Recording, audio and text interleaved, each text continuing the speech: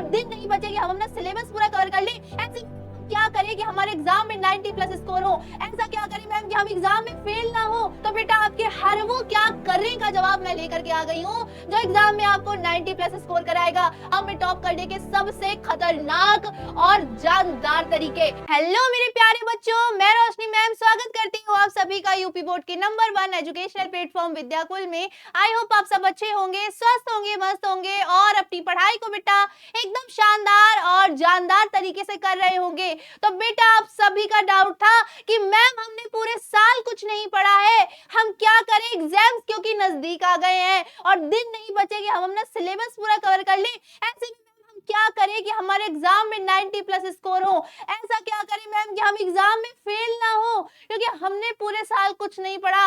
Ma'am क्या करें? तो बेटा आपके हर वो क्या करें का जवाब मैं लेकर के आ गई हूँ जो एग्जाम में आपको 90 प्लस स्कोर कराएगा। अगर आप इस मेथड को फॉलो करके चलते हो, मेरे बताए गए तरीकों को फॉलो करके चलते हो तो बेटा आपको एग्जाम में 90 प्लस स्कोर करने से कोई नहीं रोक सकता। बस शर्त ये है कि आपको इन सारे मेथड्स को एकदम अच्छे से फॉलो करना है। तो देरी ना करते हुए बेटा वीडियो में आगे बढ़ते हैं, लेकिन उससे पहले आपसे एक छोटी सी रिक्वेस्ट है कि वीडियो को लाइक करिएगा, चैनल को सब्सक्राइब करिएगा और साथ ही साथ बेल आइकन भी दबा दीजिएगा जिससे हमारे आने वाली वीडियोस की नोटिफिकेशन सबसे पहले आप तक पहुंचेगी।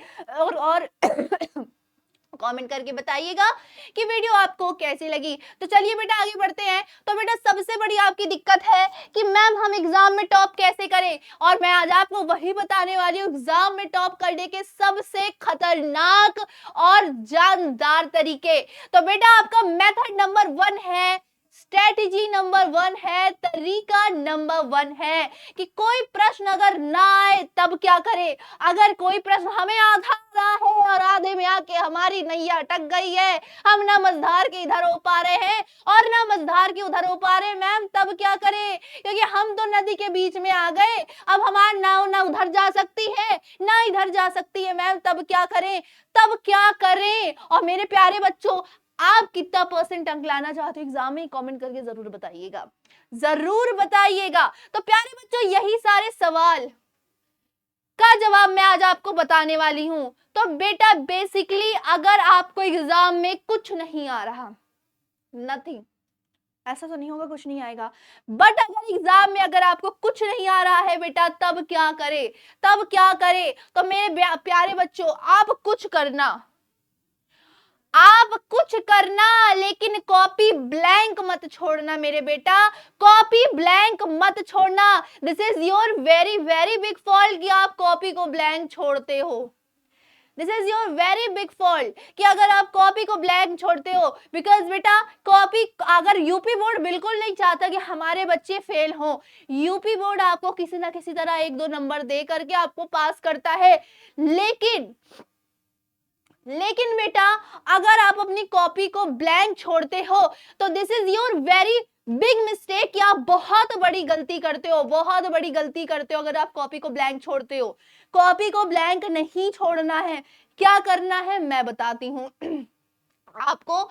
आप देखो पहले तो पूरा पेपर अच्छे से पढ़ना है, पूरा पेपर आपको शुरुआत के 3 घंटे 15 मिनट का आपको पेपर होता है जिसमें आपको 15 मिनट शुरुआत के दिए जाते हैं क्वेश्चन पेपर को पढ़ने के लिए। अब उसमें ये नहीं बेटा आपको उसमें अपने ज्ञान का प्रदर्शन नहीं करना है मेरे बच्चा कि आप पेपर को समझो, नहीं, आप उन क्वेश्चंस को पढ़ते जाओ क्वेश्चन, और उन क्वेश्चंस को देखो जो आपको बहुत अच्छे से आ रहा है, लग रहा है कि इसका मैं आंसर लिख लूंगा, उनको टिक कर लो। फिर उससे कम लग रहा है कि यार थोड़ा थोड़ा लिख लूंगा, उसको टिक कर लो, जो नहीं आ रहा उसको लास्ट में छोड़ दो। और कॉपी में लिखते समय सबसे पहले उन प्रश्नों को अटेंड करो जो आपको एकदम अच्छे से आ रहे हैं। क्या? उन प्रश्नों को अटेंड करो जो एकदम अच्छे से आ रहे हैं, आपको लग रहा है कि मैं एकदम अच्छे से लिख लूंगा, मैं एकदम अच्छे से लिख लूंगा, मुझे कोई दिक्कत नहीं होगी, सबसे पहले उन्हीं प्रश्नों का जवाब दो।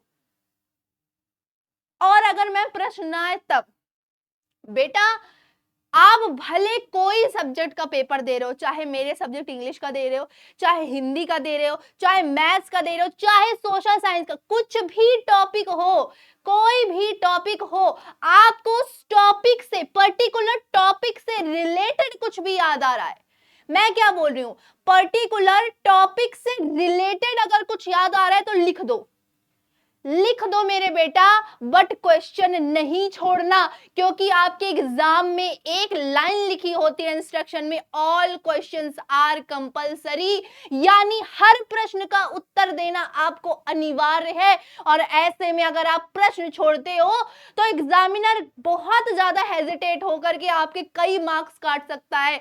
तो कॉपी को नीट एंड क्लीन रखते हुए हर प्रश्न का उत्तर अटेंड करें, हर एक प्रश्न का। और पहले कौन से प्रश्न अटेंड करने हैं, इसको मैंने जवाब आपको बेटा बता दिया है। आगे देखते हैं प्यारे मेरे बच्चों, सबसे पहले आप ये देखिए कि एग्जाम में बेटा 40 से 50% प्रश्न बेहद आसान होते हैं।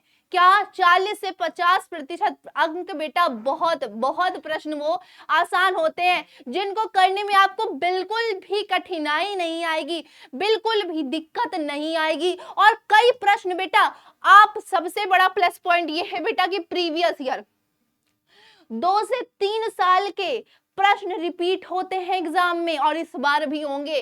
अब ये प्रश्न मिलेंगे कहां, तो प्यारे बच्चों हमारे चैनल पे चल रही है महा रिवीजन सीरीज, जिसके अंतर्गत आपको हम रिवीजन के साथ साथ PYQs भी करा रहे हैं। तो अगर नहीं ढूंढना कहीं पे तो बेटा आ जाओ, हमारे चैनल पर आपको सारी चीजें प्रोवाइड होंगी। तो प्यारे बच्चों ये चीज याद रखना, एग्जाम में 40 से 50% प्रश्न बहुत आसान होते हैं, जिनका जवाब आप बेहद आसानी से दे दोगे। और बेटा आपको एग्जाम में डरना और घबराना नहीं है, सबसे बड़ी चीज डरना नहीं है कि अरे बाप रे आ नहीं रहा। बेटा माइंड को एकदम रिलीफ रखो, टेंशन को बोल दो भाई तू जा थोड़ी देर के लिए, बाद में आ जाइयो एग्जाम के बाद, पर अभी जा। टेंशन, हेजिटेशन, इन सारी चीजों को एक तरफ रख करके रिलीफ अपने पास रखो, माइंड को एकदम शांत करो, कुछ नहीं हुआ, मैं एग्जाम लिख रहा हूं, कुछ नहीं हुआ। क्योंकि बेटा आपको तो वैसे प्रश्न नहीं आ रहे, हेजिटेट होगे तो जो आ रहा होगा वो भी भूल जाओगे। अब वैसे भी प्रश्न नहीं आ रहे और दिमाग में भरी रहेगा अरे यार ये प्रश्न नहीं आ रहा क्या करूं, तो आता हुआ भूल जाएगा। तो ऐसा ना हो, इसीलिए बेटा डरना और घबराना नहीं है, डरना घबराना नहीं है। अगला है बेटा, सबसे पहले ऐसे क्वेश्चंस करें जो बेटा बेहद सिंपल हो और आपको आते हो। मैं पहले भी बता चुकी हूँ बेटा, सिंपल क्वेश्चन और जो आपको आते हो, फर्स्टली उन्हीं क्वेश्चन को अटेंड करना है। और प्यारे बच्चों अटेंड कैसे करना है, फर्स्ट पेज पे फर्स्ट क्वेश्चन, सेकंड पेज पे सेकंड क्वेश्चन, और अगर थर्ड पेज पे तीसरा क्वेश्चन नहीं आ रहा तब क्या करें, चौथा कर दें? अरे नहीं बच्चों, फर्स्ट पेज पे फर्स्ट आंसर, सेकंड पेज पे सेकंड आंसर, थर्ड पेज पे आंसर नहीं आ रहा उसको छोड़ दो, उस क्वेश्चन को छोड़ दो, आगे बढ़ो, चौथा लिखो, पांचवा लिखो, छठा नहीं आ रहा पेज छोड़ दो। जो क्वेश्चन नहीं आ रहा सीक्वेंस वाइज उसका पेज छोड़ दो, याद आए बाद में लिखो, but first second fifth sixth फिर नाइन्थ फिर टेंथ फिर फोर्थ ऐसे करोगे तो एग्जामिनर बहुत परेशान होगा, उसे नंबर जोड़ने में दिक्कत होगी, क्या पता कोई नंबर काट दे प्लस आपके नंबर काउंट भी ना करे। तो बेटा ये चीज का बहुत बारीकी से आप ध्यान रखिएगा, बहुत बारीकी से बेटा इस चीज का ध्यान आप रखिएगा। अगला मेथड है सबसे बड़ा बेटा, टॉपर्स कॉपी कैसे लिखते हैं, टॉपर्स कैसे कॉपी लिखते हैं कि उनको इतने अच्छे मार्क्स मिल जाते हैं। तो प्यारे बच्चों जो टॉपर्स होते हैं, सबसे पहले तो पहला सवाल आपका ये कि मैम क्या हम क्वेश्चन का आंसर बना करके लिख सकते हैं, क्या बना करके हम क्वेश्चन का जवाब दे सकते हैं? तो जी हाँ मेरे बच्चों, बिल्कुल दे सकते हैं, आप क्वेश्चन का जवाब बना के दे सकते हो, क्योंकि बेटा कई सारे प्रश्न, देखो एक प्रश्न के हम एक ही उत्तर होगा बट उसको लिखने के ढंग अलग अलग होंगे, कोई बच्चा कुछ ढंग से कोई बच्चा कुछ ढंग से। अब अगर एग्जामिनर ये कर दे कि कंपलसरी है तुमको यही प्रश्न का आंसर लिखना है तो बच्चा तो परेशान, बट ऐसा हमारे यूपी बोर्ड में कुछ नहीं है, क्योंकि एक ही प्रश्न के कई तरह के जवाब होते हैं। तो बेटा आप अपने से बना के लिखना चाहते हो तो आपको फुल छूट दी गई है कि आप अपने से बना करके प्रश्नों का जवाब लिख सकते हो, कोई भी पाबंदी नहीं है, कोई भी पाबंदी बेटा इस चीज पर नहीं है। अगला सवाल, क्या लॉन्ग आंसर को छोड़कर नहीं आना है? तो जी हाँ बेटा, लॉन्ग आंसर बेटा 6 से 7 नंबर के आ रहे हैं। अब बेटा कुछ ना करने से अच्छा तो कुछ कर लो। आपको उस लॉन्ग आंसर से रिलेटेड जो चीज याद आ रही है लिख दो। भले 6 नंबर नहीं मिलेंगे, 2 नंबर मिलेंगे, 3 नंबर मिलेंगे, अरे कुछ तो मिलेगा। कुछ ना मिलने से कुछ मिलना अच्छा है। ज्यादा ना मिलने से अच्छा थोड़ा ही मिल जाए तो बहुत है। तो बेटा 6 ना मिलने से अच्छा 2 मिल जाए, 3 मिल जाए, वही अच्छा है। तो जो भी प्रश्न से रिलेटेड याद आ रहा है दिमाग में, अच्छा ये लिख दो। घबराओ मत, लिख दो आराम से, बिंदास होके, बिना किसी टेंशन के।